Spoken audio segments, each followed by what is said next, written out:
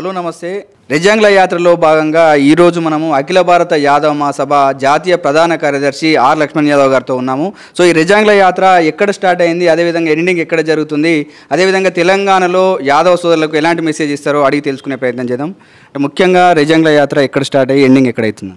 ఇది రెజంగ్ల యాత్ర ఏప్రిల్ 18కు బీహార్లో స్టార్ట్ అయింది. బీహార్ నుండి మొత్తం దేశంలోని 19 రాష్ట్రాలను చుట్టి దాదాపు 1,00,000 కిలోమీటర్లు ప్రయాణం చేయాలన్నది దీని ముఖ్య ఉద్దేశము. దీనివలన దేశంలో ఉన్న యాదవుల అందరికీ ఒక అవేర్నెస్ రావాలని, అలాగే ఇది ఢిల్లీలో 18th నవంబర్ రెజంగ్ల రోజు జంతర్ మంతర్ దగ్గర దీన్ని క్లోజ్ చేయాలన్న ఆలోచన.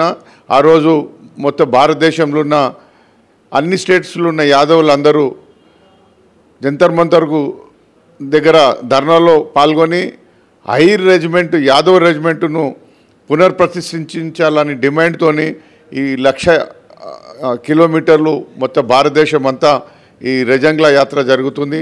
అలాగే ప్రత్యేకంగా నేను తెలంగాణలో ఉన్న యాదవులను కోరడం జరుగుతుంది.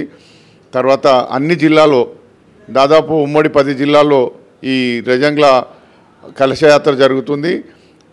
అన్ని జిల్లాల్లో ఉన్న యాదవులు పెద్ద ఎత్తున ఈ రెజంగ్ల యాత్ర కలశయాత్రలో పాల్గొని దీనికి సైనికులకు 1962లో చనిపోయిన సైనికులకు వాళ్లకు శ్రద్ధాంజలి తెలియజేస్తూ ఈ యాత్రకు అందరు తోడ్పడాలని, ఇది మా తెలంగాణ నుండి మహారాష్ట్ర వరకు పోతుంది. అక్కడ నుండి మహారాష్ట్ర వాళ్ళు వేరే రాష్ట్రానికి తరలిస్తారన్నది మా ఉద్దేశం. జై యాదవ్.